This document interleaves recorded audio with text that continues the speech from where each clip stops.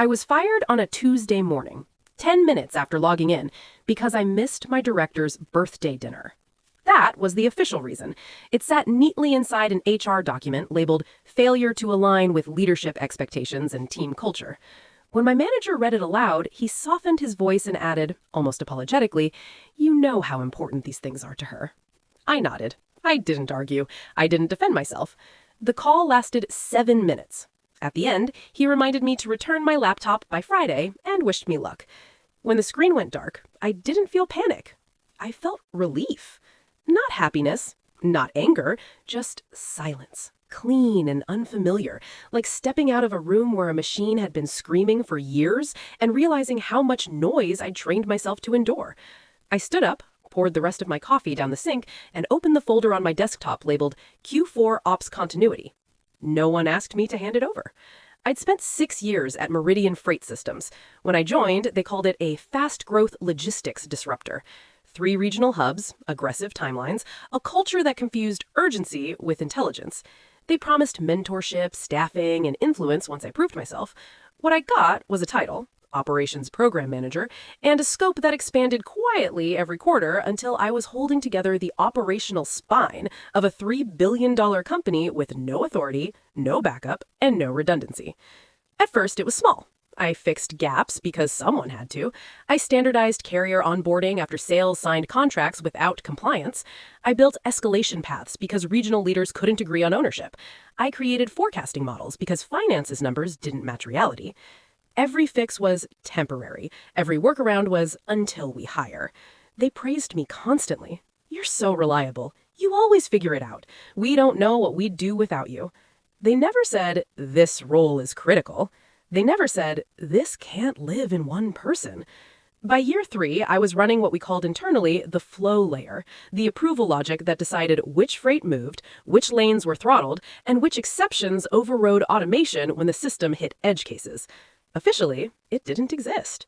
On paper, it was split across 5 departments. In reality, it lived in my head and in a system I built quietly because chaos costs money and drivers pay for it first. I documented everything, sent warnings, flagged risks. Leadership skimmed, nodded, moved on. Understanding took time. They were always in a hurry. The birthday dinner was on a Friday night. Private room, upscale restaurant, attendance listed as optional, which at Meridian meant mandatory if you wanted to be promoted. That afternoon, a winter system started pushing ice into the Midwest corridor.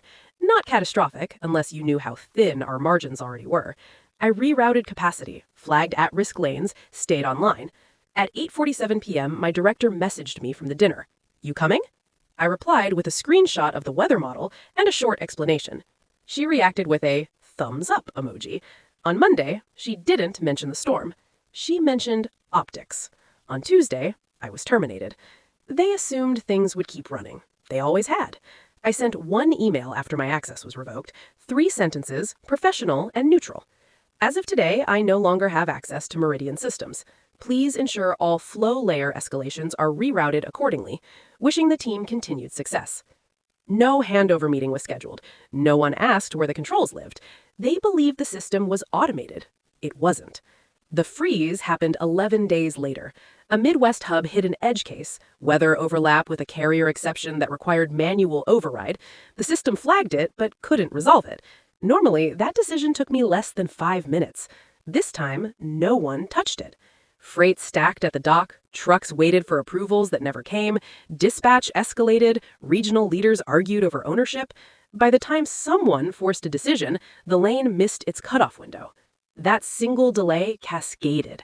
A retail client missed a delivery milestone, penalty clauses triggered automatically, a second lane froze because capacity had been reallocated incorrectly to compensate for the first failure.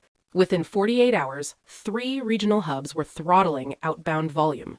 Not because of weather, but because no one could safely override the system without breaking something else. Leadership called it a temporary operational pause. Internally, movement slowed to a crawl. They hired a consultant, senior, expensive. He asked for documentation. They gave him my folders. He asked who owned the flow layer. The room went quiet. Someone finally said my name, then stopped. I started my new job the following Monday. Smaller company, cleaner structure.